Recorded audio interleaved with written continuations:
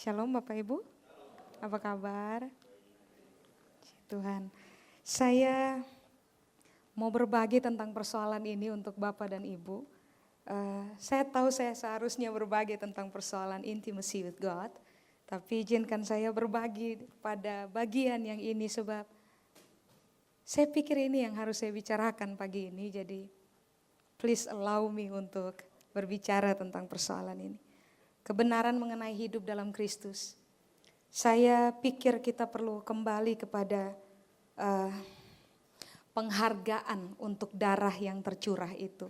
Darah dengan harga nyawa itu.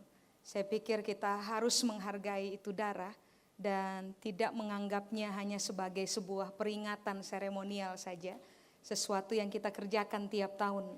Kita harus kembali kepada perspektif bahwa itu darah gak bisa diganti dengan apapun gitu. Jadi makanya itu darah berharga banget.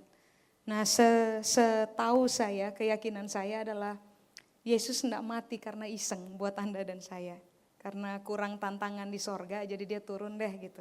Supaya ya tertantang sedikit, iseng enggak. Dia mati, darah tercurah, dia bangkit karena ada sebuah kepentingan. Banyak kepentingan actually. Nah salah satu kepentingannya adalah supaya Anda dan saya dapat menjadi orang-orang yang benar karena dibenarkan dan tahu bagaimana hidup benar di dalam Dia. Menurut saya semakin kita hidup dalam kebenaran, semakin gak usah ngomong sama orang. Semakin kita akan dikenal sebagai orang yang respect banget sama itu darah. Darah yang tercurah buat kita. Jadi saya pikir ini adalah momen-momen di mana kita perlu memutuskan untuk berhenti bicara banyak, tapi bertindak lebih banyak. Berhenti bicara lebih banyak tentang ayat dan firman saja, tapi Anda dan saya harusnya ditemukan sebagai orang-orang yang terbiasa menghidupi ayat dan firman yang Tuhan ajar buat kita sebagai ekspresi bahwa kita respect pada itu darah. Darah yang tercurah bagi Anda dan saya. Nah, kalau bicara tentang kebenaran, bagaimana kita harus hidup benar di dalam Kristus, ada banyak aspek Pak, Ibu. Izinkan saya berbagi tentang beberapa hal saja. Saya undang saudara untuk langsung buka dengan saya dalam Galatia pasal yang ketiga. Kalau kita harus hidup benar dalam Kristus, hidup yang bagaimana? Kita harus belajar tentang hal ini, karena kita mau dikenal sebagai orang yang respect pada Yesus mati dan Yesus bangkit dan Yesus naik. Galatia pasal 3 ayat 1 sampai ayat 7. Rada panjang tapi mari saya baca untuk Bapak Ibu. Galatia 3 1 sampai 7. Hai orang-orang Galatia. Saya enggak perlu ganti orang-orang setia budi kan karena belakangnya kurang sedap itu. Kalau di sini Paulus bilang hai orang-orang Galatia yang bodoh. Siapakah yang telah mempesona kamu?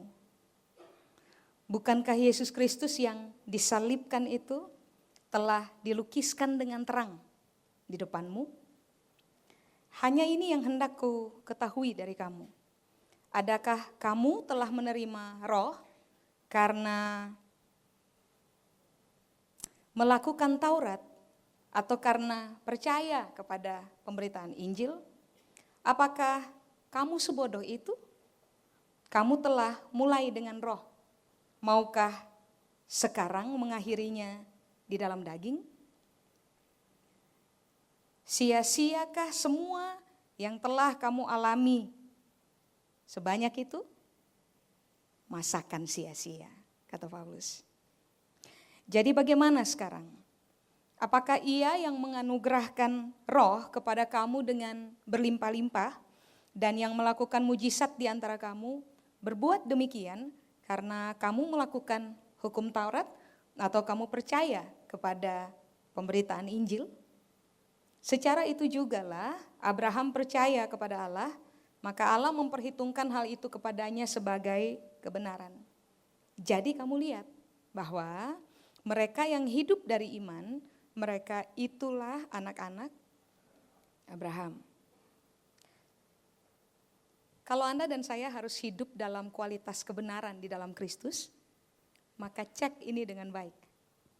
Sampai hari ini, kita ini terikat dengan aturan agama atau tidak? Saudara tentunya sudah tahu ini teori. Yesus tidak datang bawa agama. Yesus bahkan bukan Kristen. Yesus bukan orang Kristen. Dia tidak datang bawa aturan agama.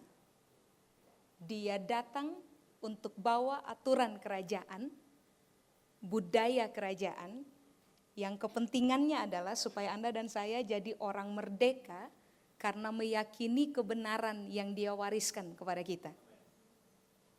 Nah, yang harus dicek dari kita sekarang adalah apakah kita sampai hari ini masih menjadi orang-orang yang menundukkan diri kepada nilai dan aturan main kerajaan Allah, atau kita telah menjadi orang yang membiarkan diri kita diikat oleh semua aturan agamawi dalam hidupnya kita. Nah, itu perlu dicek. Sebab ternyata ini yang Paulus bilang, bahkan kepada jemaat di Galatia. Saudara harus tahu, orang di Galatia itu bukan orang bodoh. Makanya kenapa di ayat 1 dia bilang begini, di ayat 1 dan seterusnya, masakan kamu sebodoh itu? Kalimat itu keluar karena orang di Galatia itu orang-orang cerdas, orang-orang pintar, brilliant. Masalahnya adalah mereka itu telah mengenal dengan benar semua pengajaran dari Paulus tentang hakikat dari kerajaan Allah. Tapi yang terjadi adalah mereka memberi diri diikat oleh semua aturan agama yang bukan dibuat oleh Tuhan, tapi dibuat oleh manusia. Makanya dia ajak mereka berpikir. Saudara kalau baca dengan baik tulisan-tulisannya Paulus, saudara akan mendapati bahwa tulisannya itu ngajak orang berpikir. Makanya kalau saudara baca kitab-kitab yang ditulis oleh Paulus, saudara tidak bisa cuma sekedar baca. Saudara harus berhenti sebentar dan berpikir. Sebab ternyata ini yang Paulus lagi berupaya untuk komunikasikan kepada banyak jemaat waktu itu. Bahwa ternyata aturan agama itu bisa menyelewengkan Anda dan saya dari begini. Dari kebiasaan untuk menghidupi kebenaran yang bisa bikin kita jadi orang merdeka. Saya kasih contoh Pak Ibu, seperti yang Bapak dan Ibu pasti sudah tahu. Tuhan itu cuman kasih 10 hukum Taurat kan? 10 perintah. Ahli agama orang Farisi, ahli Taurat mengubah 10 perintah itu jadi lebih dari 1000 aturan. Makanya kalau saudara baca Matius pasal 23, baca aja total Matius pasal 23, saudara akan menemukan ini statementnya Yesus. Celakalah kamu hai orang-orang munafik, sebab kamu meletakkan beban yang lebih besar ke atas pundaknya orang, sedangkan kamu sendiri tidak mengerjakannya. Kamu bikin orang punya beban tambah berat, sehingga orang sukar masuk di dalam kerajaan Allah. Jadi Yesus sendiri keluarkan itu statement di Matius pasal 23. Yesus lagi bilang begini, saya punya aturan dalam kerajaan. Aturan itu kalau dikerjakan, orang merdeka. Kamu bikin aturan supaya orang mengerjakannya. Dan kamu pikir dengan orang mengerjakannya, orang semakin merdeka? Yesus bilang, semua aturan yang dibuat oleh manusia hanya demi upaya dikenan oleh Tuhan, itu akan membuat iring Yesus lebih berat, tidak menyenangkan, bikin orang lebih kolaps, membuat orang menyerah di tengah jalan, karena aturan lebih banyak. Percayalah ini, Yesus tidak datang bawa aturan yang bikin Anda dan saya iring dia terseok-seok. Yesus datang bawa aturan main kerajaan Allah yang akan bikin Anda dan saya, kalau setuju, kita ini akan didapati berjalan semakin cepat, berlari semakin kencang untuk mencapai tujuan ke depan. Nah, saudara harus perhatikan ini dengan baik. Hari-hari terakhir ini, ada banyak orang tampil dengan semua aturan agama untuk memperlambat kita berlari untuk mencapai tujuan.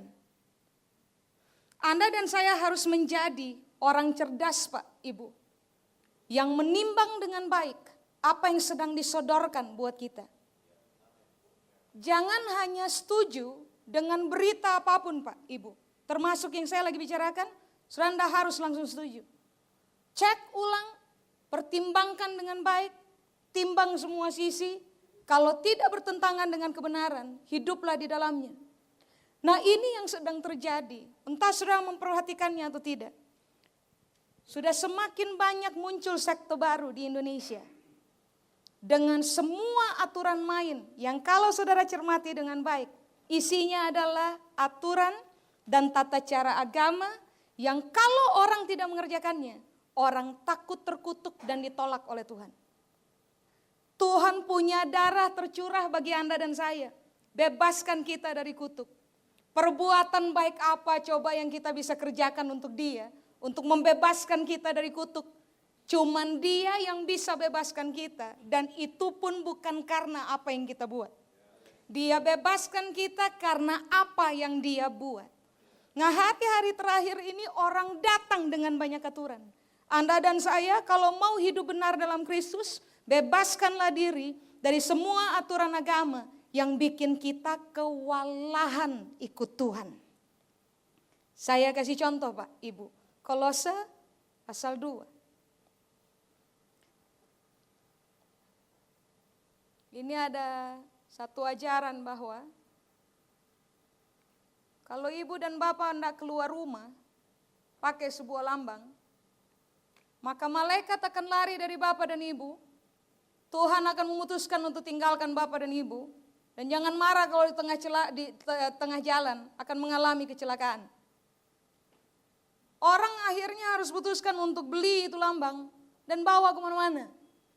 Ini kan bukan persoalan Tuhan lindungi kita cuman gara-gara kita bawa lambang kan. Ini adalah persoalan marketing dan bisnis. So kalau orang beli itu lambang, yang jual lebih kaya. Tapi ini yang terjadi sekarang di lapangan. Orang merasa bahwa, aduh kita harus pulang ambil itu lambang. So kalau lambang itu kita nggak bawa, ini pasti akan celaka ini. Ini pasti akan bahaya. Malaikat tinggalkan kita, Tuhan tinggalkan kita for the sake of a things. Hanya untuk sebuah barang, lambang. Nah ini sedang terjadi Pak, Ibu. Orang kalau nggak ambil beli anggur di tempat tertentu, beli roti di tempat tertentu, perjamuannya nggak bakal dikenan oleh Tuhan. Mau minum anggur sebanyak-banyaknya dari tempat apa saja, mau makan roti sebanyak-banyaknya dari tempat apa saja, Tuhan tidak akan ampuni kita punya dosa. Can you imagine that? Anggur yang kita minum itu buatan manusia. Siapa coba yang berani bilang bahwa itu anggur yang berasal dari tempat tertentu saja, yang bisa bebaskan kita dari pelanggaran. Kita semua tahu bahwa darah Yesus saja yang bebaskan kita dari semua pelanggaran.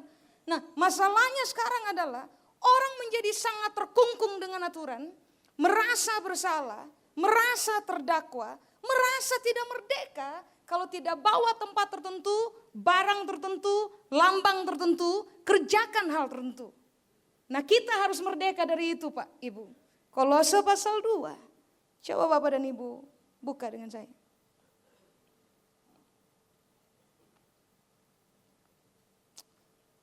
Beberapa waktu yang lalu saya utus beberapa orang masuk ke pedalaman untuk kepentingan pembangunan di pedalaman. Nah, ada satu orang tenaga ahli yang karena saya tahu keahliannya, saya minta tolong dia untuk beserta dengan rombongan tim untuk turun ke pedalaman.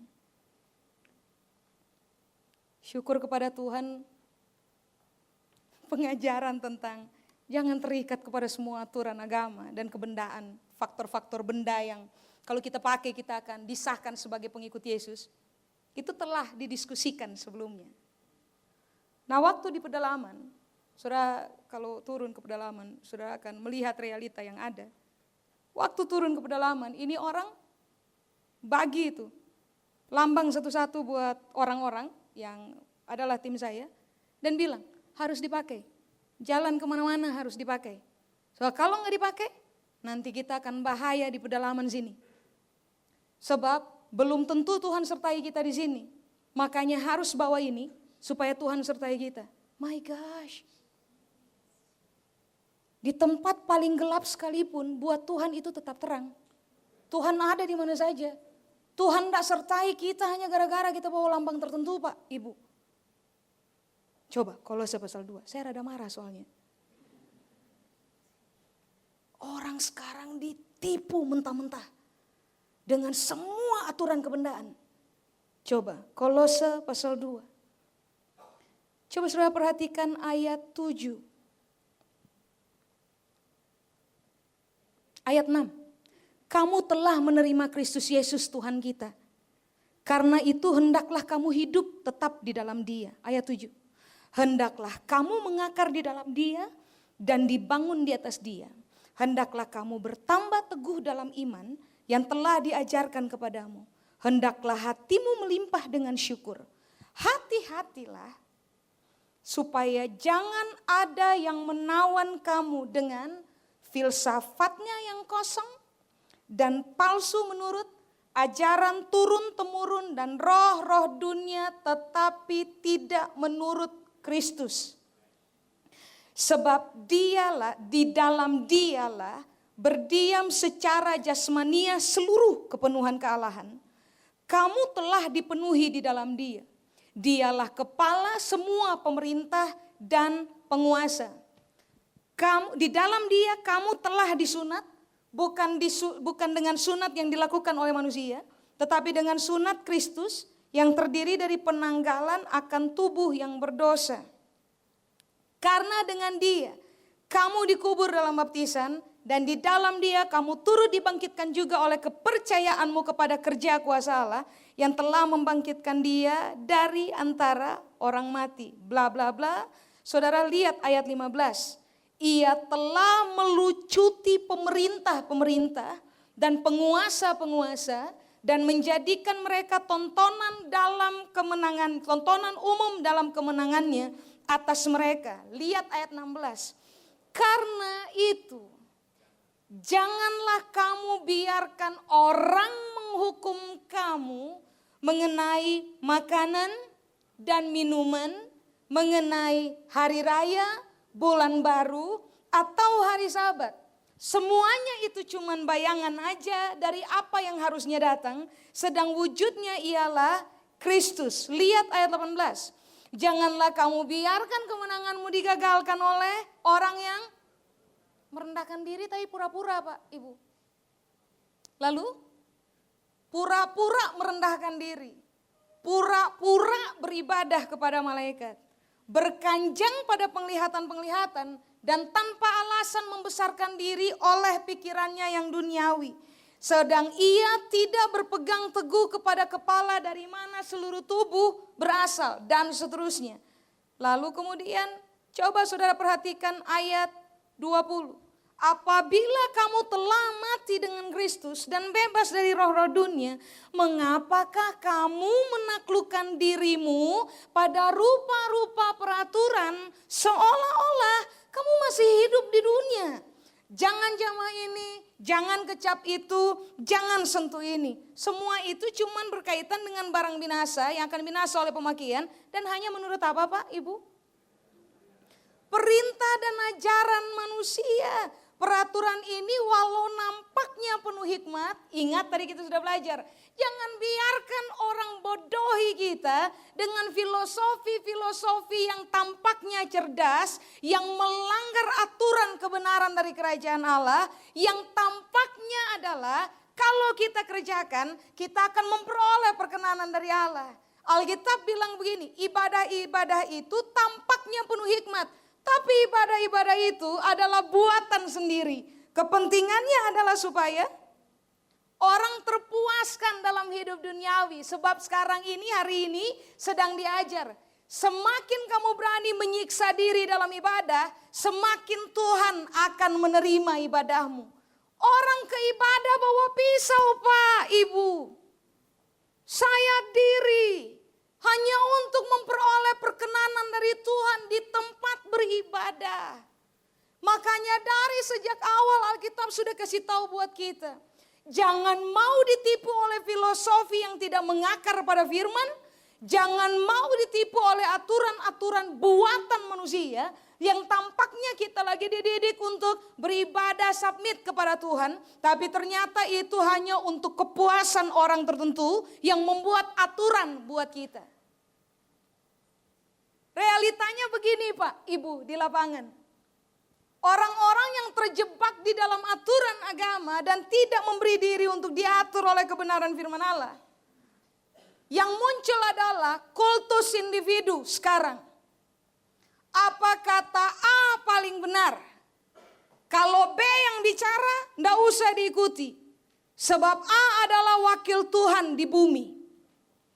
Kerjakan yang A perintahkan supaya diberkati. Langgar yang diperintahkan oleh si A, pasti akan dikutuk. Orang ikut Tuhan akhirnya jadi takut. Takut terkutuk, takut tidak diberkati, takut ditinggalkan oleh Tuhan. Pikirkan ini Pak, Ibu. Bagaimana dengan statement bahwa dia adalah Immanuel? Allah yang menyertai kita. Bagaimana dengan statement bahwa darahnya telah membenarkan kita dan melayakkan kita untuk duduk bersama-sama memerintah dengan Allah. Bagaimana dengan statement dalam firman Allah bahwa kebangkitan Kristus memberikan kepada kita tubuh baru, roh baru, jiwa yang baru untuk hidup dalam kebenaran tanpa kita harus mencurahkan darah secara pribadi Pak, Ibu. Hari-hari terakhir ini orang banyak ditipu oleh aturan agama. Nggak boleh makan A, sebab nanti Tuhan tidak berkenan dan kamu dikutuk. Nggak boleh minum B, sebab nanti Tuhan tidak berkenan dan kamu akan dikutuk. Kita boleh minum apa saja, boleh makan apa saja, selama itu baik bagi kesehatan tubuh kita, kerjakan. Halo? Jangan takut terkutuk Pak, Ibu. Dia punya harga udah terlalu mahal untuk membiarkan kita dikutuk lagi. Ya ampun. Nggak mungkin dia biarkan kita dikutuk lagi itu. Darahnya udah merdekakan kita. Jangan jadi orang yang terdakwa hanya gara-gara begini. Kalau saya nggak buat, Tuhan marah. Come on. Masa dia terganggu hanya cuman gara-gara kita lempar orang dengan pakai tisu. Tuhan punya urusan jauh lebih banyak Pak, Ibu. Dari sekedar persoalan ngurusi aturan-aturan buatan sendiri yang dibuat oleh manusia. Yang menjebak orang di dalam ketakutan akan pelanggaran. Sedangkan Tuhan telah memerdekakan kita. Saudara harus perhatikan ini dengan baik. Semua aturan yang orang biasanya buat untuk dapatkan perkenanan dari Tuhan. Selalu teliti pemimpinnya. Pemimpinnya tidak kerjakan. Cek semua sekte yang ada sekarang. Cek aja. Semua aturan yang lahir dari mereka, yang mereka buat. Cek kehidupan pemimpinnya. Tidak ada pemimpin yang mengerjakannya. Mereka hanya bikin aturan supaya pengikutnya takluk sepenuhnya. Kita tidak boleh menaklukkan diri kita kepada kepemimpinan yang lain selain kepemimpinan Kristus. Dia beli kita dengan darah mahal. Seharusnya dia punya perintah, dia punya aturan, dia punya tata cara dalam kerajaan. Anda dan saya harus berani takluk diri untuk melakukannya. Semua orang yang bikin aturan tidak bersumber dari firman, Pak, Ibu, tinggalkan. Halo? Ini yang Alkitab bilang tadi di kitab Kolose. Supaya Anda dan saya merdeka dari semua tata cara agama. Anda dan saya harus putuskan untuk begini Pak, Ibu. Mengakarlah di dalam firman. Mengakarlah dengan kuat di dalam Kristus. Anda dan saya tidak melakukannya, waktu akan membuktikan. Kita punya kecenderungan yang sama Pak, Ibu. Untuk menjadi sesat dalam perjalanan. Makanya kenapa kita harus kuat dengan firman hari-hari ini. Saudara tahu tentang isu antikristus bukan? Antikristus tidak muncul di luar Pak, Ibu. Antikristus muncul di tengah-tengah kita.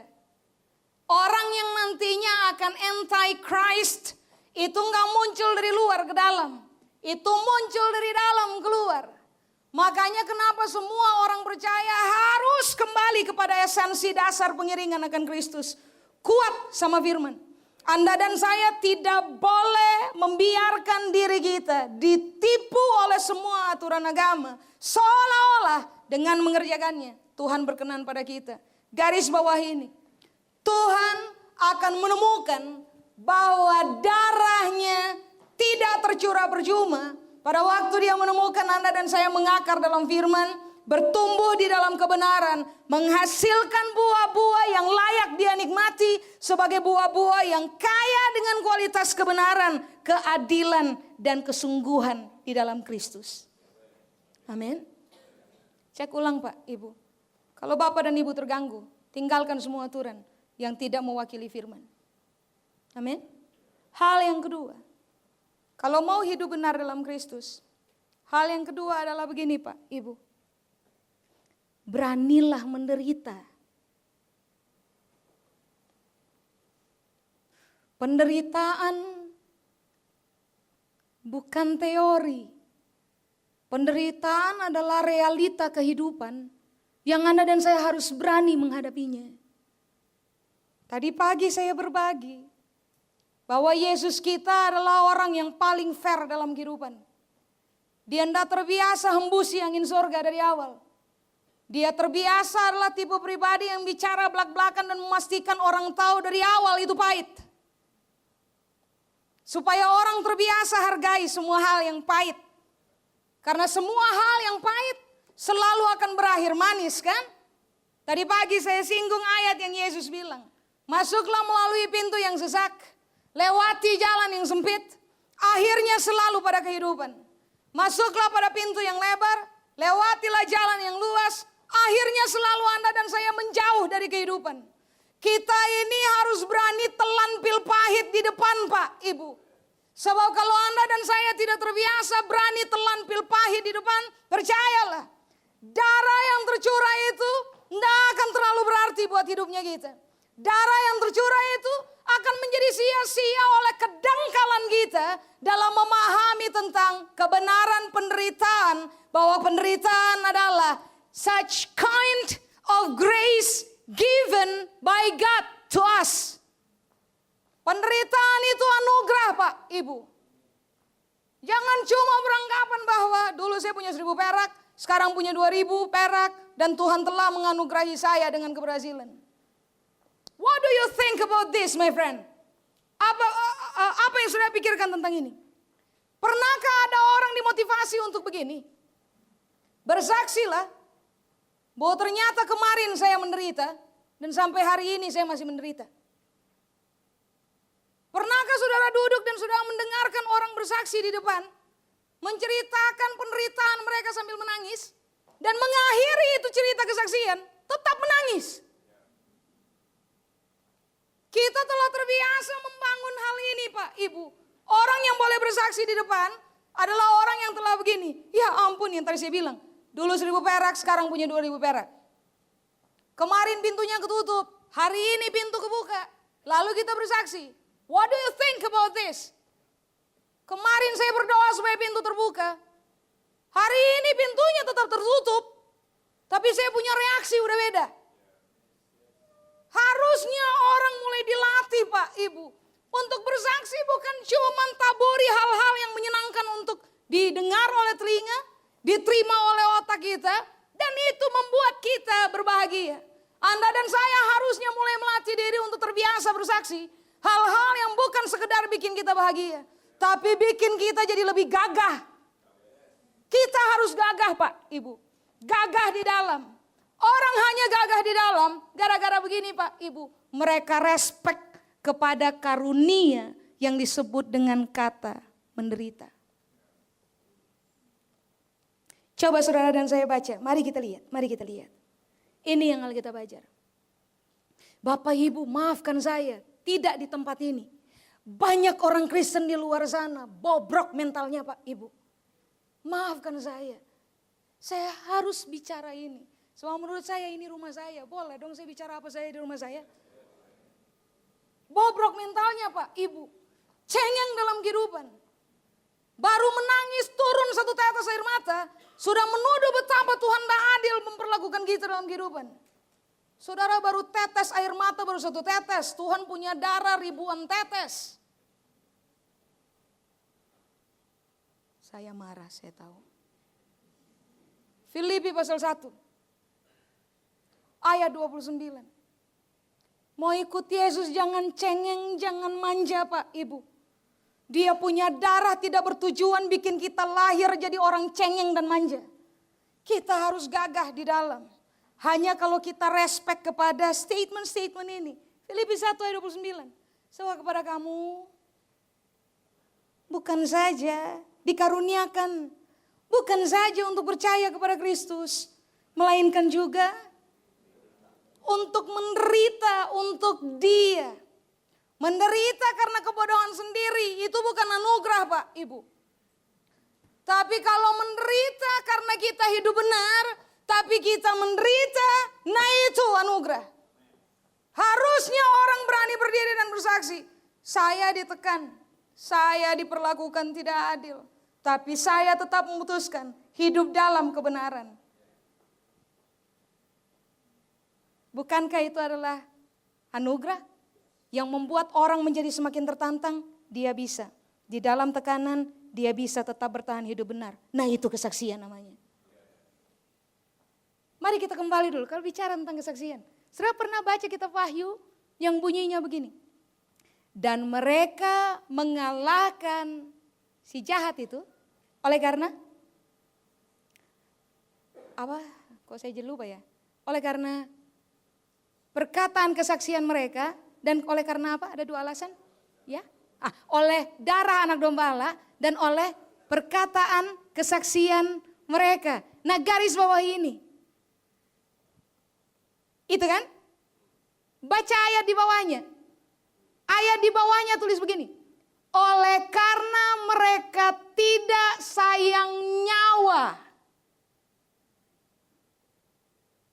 Jadi jangan bilang buat saya bahwa kita bisa kalahkan si jahat dengan darah anak domba, itu betul. Dengan kesaksian kita dan selesai. Garis bawah ini. Kesaksian mereka yang berani kasih nyawa, itu baru kalahkan si jahat. Halo? Sejujurnya saya tuh cinta banget sama Bapak dan Ibu. Ekspresi ini cuman karena lambang cinta. Ekspresi cinta saja.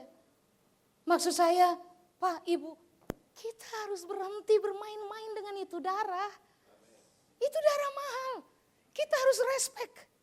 Cara kita respect adalah Anda dan saya harus berkata bahwa kalau saya menderita, akibat saya hidup benar, itu kasih karunia untuk hidupnya saya. Saya hanya bisa mengalahkan si jahat kalau saya berani bersaksi buat orang lain bahwa karena Kristus saya hilang nyawa. Nah, kesaksian itu bikin si jahat diam. Pertanyakan ini, saudara berani enggak menderita untuk Kristus? Kualitas dari kesaksian itu aja yang akan bikin goncang kerajaan kegelapan. Semua bentuk kesaksian yang tidak berbau keberanian invest nyawa di dalamnya tidak akan menggetarkan kerajaan kegelapan. Anda dan saya harus jadi orang yang berani bersaksi dan bersaksi karena berani menderita. Cuman itu yang membungkamkan mulut lawan. Nah itu mental Pak Ibu. Mental yang hanya muncul karena Anda dan saya berani respect kepada satu kata penting. Penderitaan. Lihat ayat yang lain Pak Ibu. 2 Timotius pasal 2 ayat 3. Kalau boleh satu bapak bisa berdiri saja. Bacalah dengan suara keras Pak. Supaya semua orang di ruangan ini bisa mendengar Bapak punya suara. Atau mungkin kalau boleh yang di luar juga bisa dengar Bapak punya suara. 2 Timotius pasal 2 ayat 3. Silakan Pak. Kalau tidak ada Bapak yang berani berdiri, Ibu juga boleh. Silakan Pak. Boleh diulang lebih keras sedikit Pak?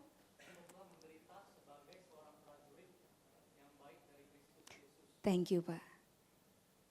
Saudara mau disebut prajurit? Tidak ada cara lain. Alkitab mengawalinya dengan kalimat prajurit yang baik dari Kristus Yesus Cuman terdeteksi oleh realita ini Pak, Ibu. Berani menderita.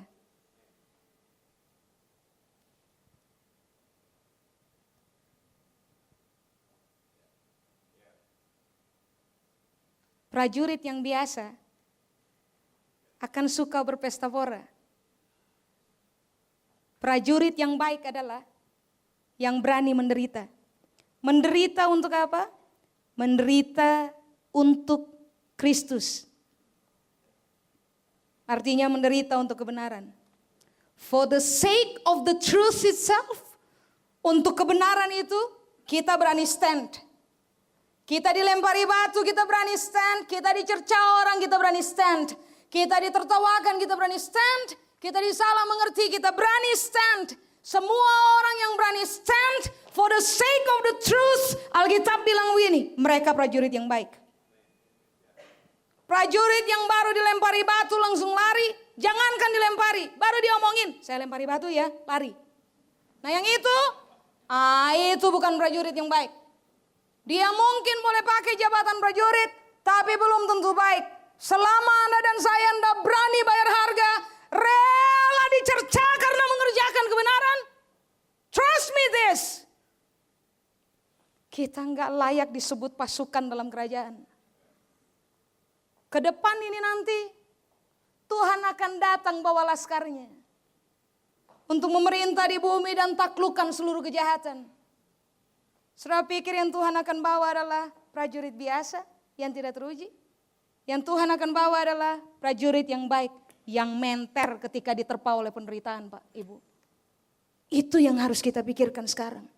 Makanya kenapa saya bilang, dari awal Yesus hendak tawarkan angin yang menyenangkan.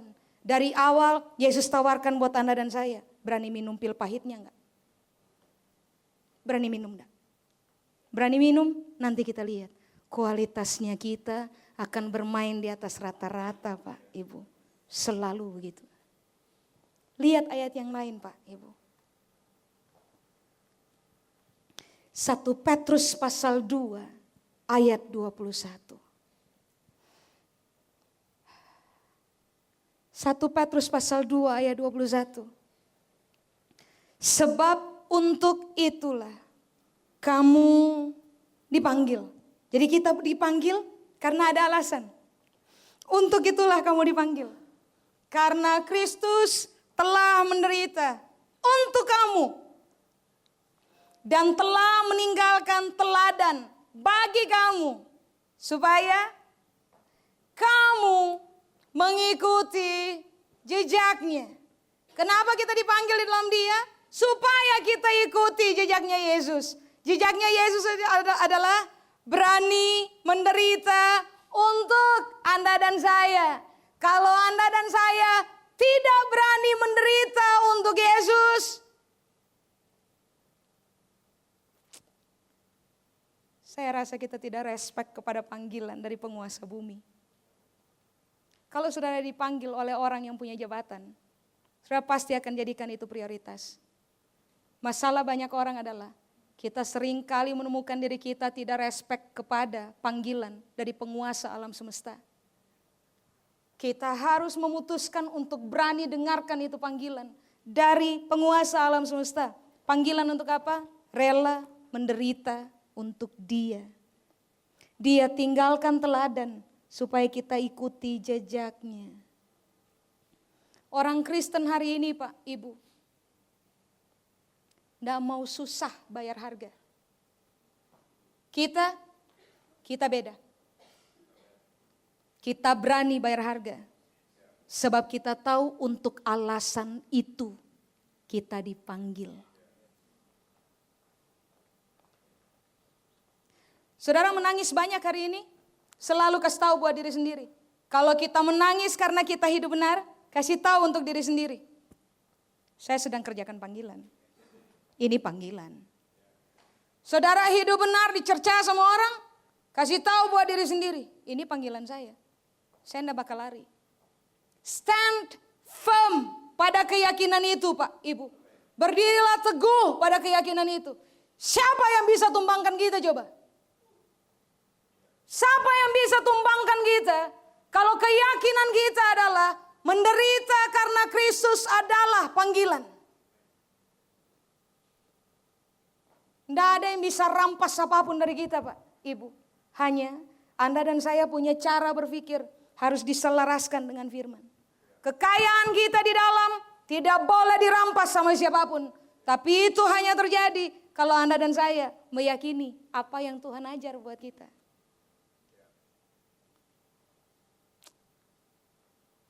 Sekarang coba lihat Yesaya pasal 48. Kalau bapak dan ibu pulang babak belur, maafkan saya. Tapi ini yang Alkitab ajar.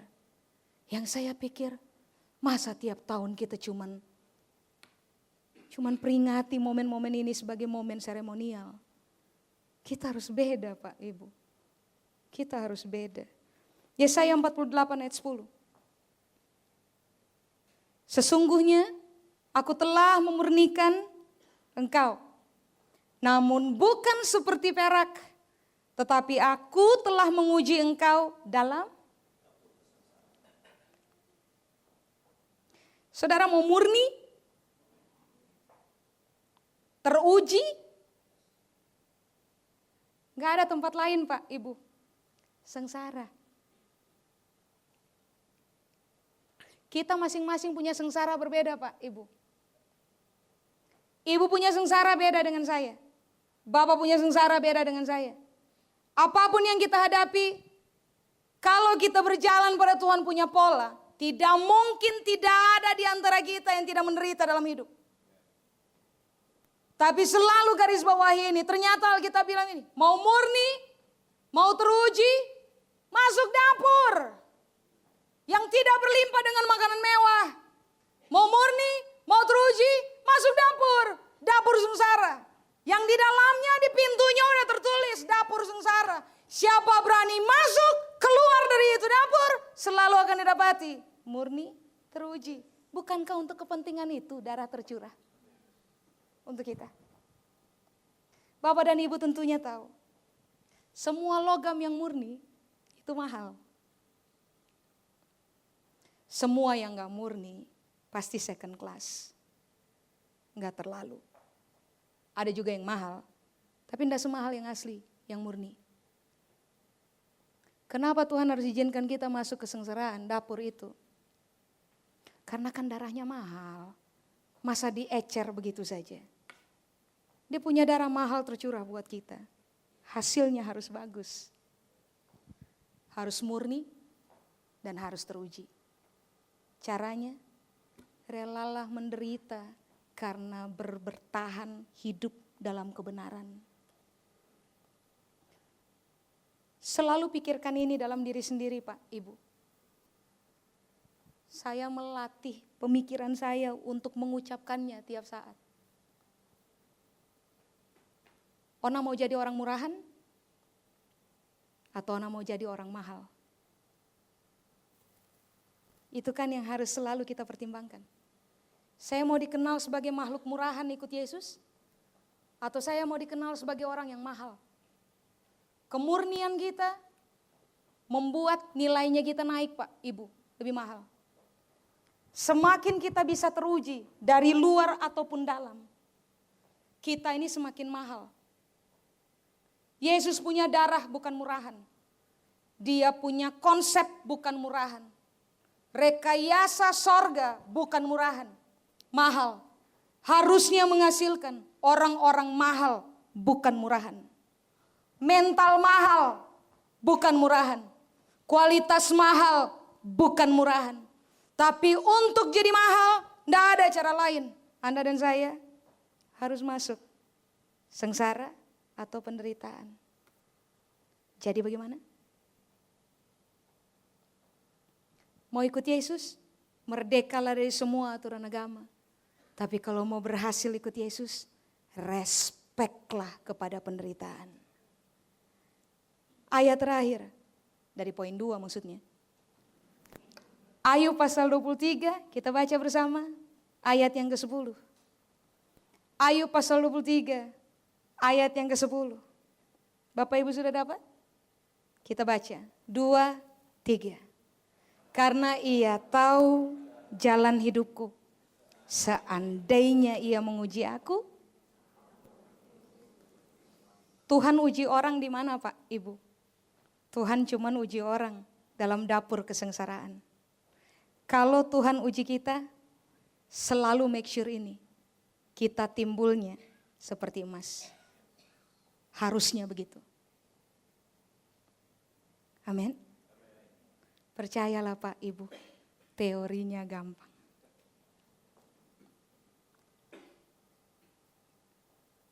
Ada momen-momen di mana yang saudara bisa kerjakan cuman diam.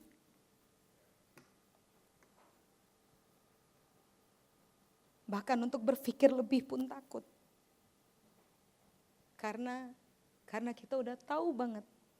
Ini bagian dari panggilan.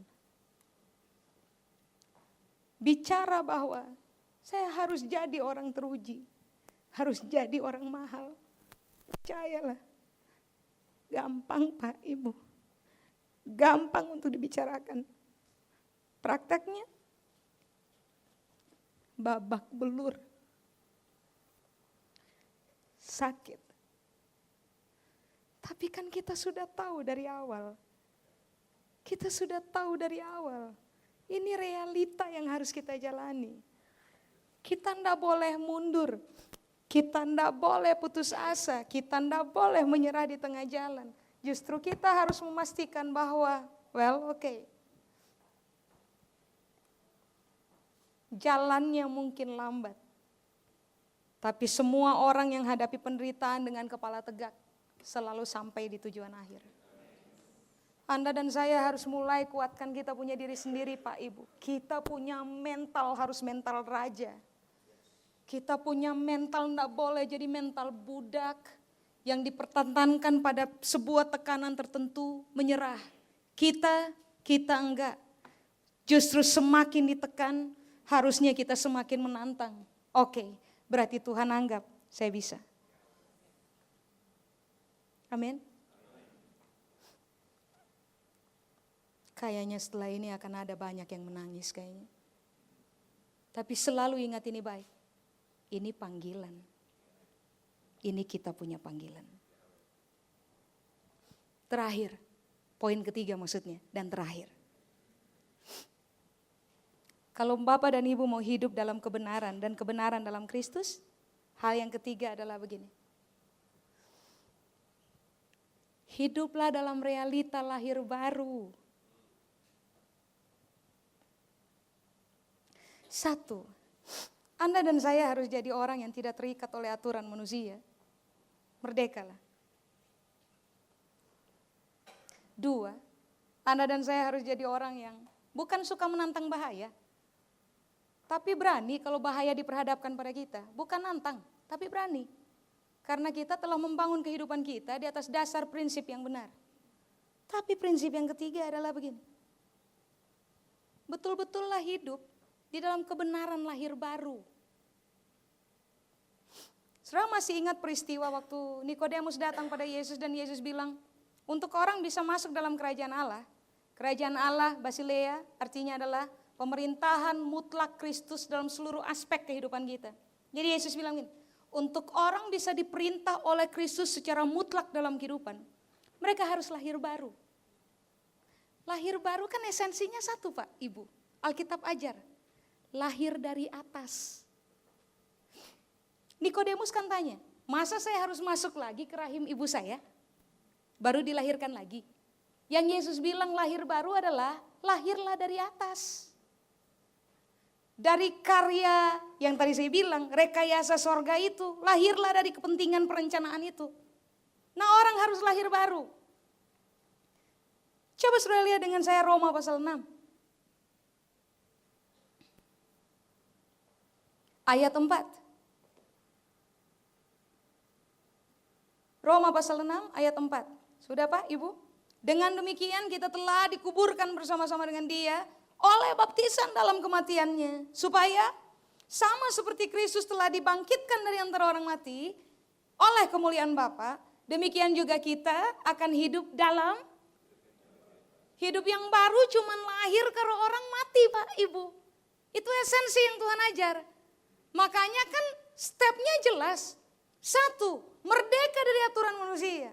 2, respek pada penderitaan. Baru cuma dengan cara itu Anda dan saya bisa menghidupi esensi dari kehidupan baru dalam Kristus. Sebab Anda dan saya tidak cuma bisa bilang begini. Orang kan selalu bilang dia udah lahir baru. Karena dia sudah Tuhan Yesus masuklah jadi Tuhan, jadi Raja dalam hidup saya. Memerintahlah atas saya dan selesai. Lahir baru bukan cuma terjadi karena saudara berdoa undang Yesus masuk. Kualitas dari lahir baru adalah ketika saudara respek kepada karya mati. Ketika saudara dan saya berani mati. Berani mati untuk daging. Berani mati untuk kita punya egoisme pribadi. Berani mati untuk pilihan-pilihan tidak masuk akal yang kita buat. Yang bertentangan dengan kebenaran. Kalau orang berani mati, mereka akan menjadi orang yang menghidupi esensi dari kehidupan baru. Anda dan saya tidak bisa bilang bahwa kita udah lahir baru. Lihat saja.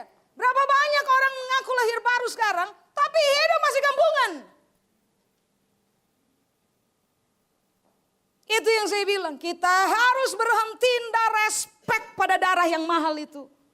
Itu darah mahal, kita harus respek pada itu darah. Dengan cara hidupi esensi dari lahir baru. Alamilah kematian, hiduplah dalam kebangkitan. Alamilah kematian terhadap egosentris. Hiduplah di dalam kebangkitan dari kuasa kerajaan yang Tuhan ajar untuk kita. Tidak ada orang yang bisa lahir baru kalau mereka tidak berani mati untuk kepentingan Kristus, Pak, Ibu. Saya pikir kita harus melakukan redefinisi tentang definisi lahir baru. Soal Alkitab tidak cuma mengajar Anda dan saya terima Yesus selesai. Lahir baru esensinya adalah dalam kehidupan tiap-tiap hari kita berani mati dan hidup untuk kebenaran. Coba saudara lihat ayat yang lain. 2 Korintus pasal 5 ayat 17. Ayat hafalan pertama yang saya hafal waktu saya berusia 13 tahun. 2 Korintus pasal 5 ayat 17. Alkitab bilang begini. Jadi siapa, bagaimana? Yang ada di dalam Kristus, ia adalah ciptaan baru. Garis bawahi, ada titik 2 di situ Pak, Ibu. Ciptaan baru esensinya adalah yang lama udah berlalu, yang baru udah datang. Now you have to think about this. Yang lama mana yang masih menetap di dalam kita sampai hari ini. Kalau yang lama itu masih kita pegang-pegang dan takut lepaskan. Anda dan saya belum lahir baru Pak, Ibu. Halo? Yang lamanya ditinggalkan Pak, Ibu. Yang baru udah datang. Ada nilai yang jauh lebih tinggi dari nilai dan filosofi kecerdasan manusia yang manusia bisa bentuk. Ada tata cara yang jauh lebih mulia daripada tata cara yang kita buat.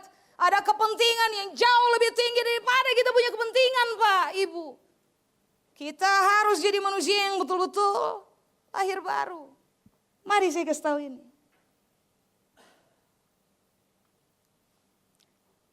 Tuhan tidak minta Anda dan saya cuma menyesal dosa. Tuhan minta kita bertobat Pak, Ibu. Kegagalan orang Kristen iring Yesus adalah kita terbiasa menyesal, kita tidak terbiasa bertobat. Menyesal terlalu dangkal Pak, Ibu. Yesus punya darah mahal tidak tercurah untuk Anda dan saya cuma menyesal dosa. Yesus punya darah yang mahal itu tercurah bagi Anda dan saya supaya kita bertobat dari dosa. Saudara mau tahu makna bertobat yang Alkitab ajar? Bertobat itu punya makna cuma ini Pak, Ibu. Selidikilah semua. Bahasa aslinya, akar katanya semua mengacu kepada pengertian ini saja. Menjadi jijik terhadap pelanggaran dan dengan berani memuntahkannya keluar. Bertobat, makanya saya bilang, Tuhan tidak panggil kita cuma tentang menyesal, supaya kita tuh menyesal. Biasanya kan begini, pada momen-momen kayak gini nih, Orang lakukan perjamuan kudus, ingat betapa menderitanya Yesus, menyesal at that moment. Tuhan tidak minta kita menyesal at a certain moment. Tuhan tidak minta kita cuma menyesal pada dosa, pada momen tertentu. Tuhan minta kita hidup dalam pertobatan. Dan kuasa hidup dalam pertobatan adalah ini Pak, Ibu. Jijik sama dosa, karena saking jijiknya kita muntahkan keluar. Maafkan saya kalau saya bicara rada-rada kasar Pak, Ibu. Tapi dalam realitanya adalah begini. Sorry, maafkan saya. Saudara harus jadi pemaaf. Cuma anjing dan babi yang kembali jilat muntahnya.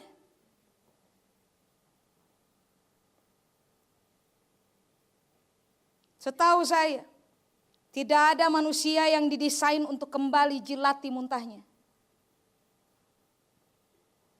Makanya kenapa Alkitab ajar tentang bertobat Pak, Ibu. Bertobat bukan sekedar menyesal. Bertobat artinya apa yang lama, apa yang lama yang sampai hari ini kita masih tahan, kita peluk, kita tidak berani lepas. Yang lama itu Alkitab bilang orang lahir baru adalah orang yang berani buang yang lama karena punya yang baru. Orang yang bertobat adalah orang yang jijik sama hal yang lama, muntahkan itu keluar, dan memutuskan dengan berani, saya tidak bakal jilat lagi.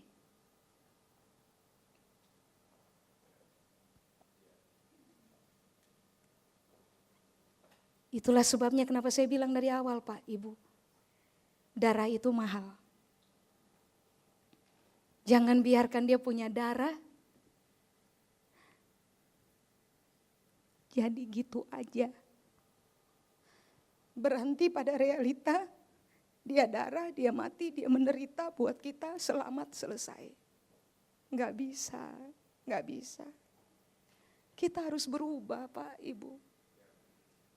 Respeknya kita sama Yesus itu harus naik kepada a divine level. Pada level yang ilahi.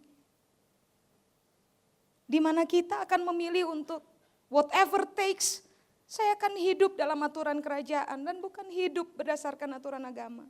Whatever takes, saya akan berani demi Kristus menderita dan dirajam batu. Whatever takes, saya akan tinggalkan momen menyesal. Saya akan memutuskan untuk menjadi orang yang muntahkan semua pelanggaran dan putuskan untuk memilih jalan baru. Jalan Kristus. Jalan yang di awal berbatu-batu, kerikilnya banyak. Gak bagus buat kaki yang halus. Tapi kalau kita berani menapakkan kaki halus pada kerikil yang tajam itu, Anda dan saya jadi di depan. Amin. Kita harus jadi Pak, Ibu. Masa dia lintas langit kepada bumi dan hasilnya gak jadi. Kita harus jadi. Dia bayarnya mahal. Mahal. Kita harus jadi. Saya rasa untuk ubah kita, Tuhan enggak, bahkan Tuhan akan melakukannya. Trust me that. Dia punya karya udah selesai. Dia punya bagian udah selesai. Yang harus berubah kita. Dan bukan Tuhan yang putuskan. Kita yang harus putuskan. We make our own decision for our lives, for our futures. Untuk kehidupannya kita dan untuk masa depannya kita. We make a decision. Cuma keputusan itu haruslah berbasic kepada penghargaan akan darah mahal itu yang dilepaskan buat kita. Selalu ingat ini baik. Kita nih sampah Pak, Ibu. Layaknya dibuang. Yesus pungut, diperbaiki, jadi bagus. Masakan yang Yesus buat itu, kita tidak respect dan kita gagal di bagian akhir? Enggak. Kita mulai dengan benar, kita akhiri dengan benar. Karena kita menjadi orang Kristen yang ikut Yesus dengan konsep berpikir yang benar. Amin? Sudah sih. Saya sudah selesai.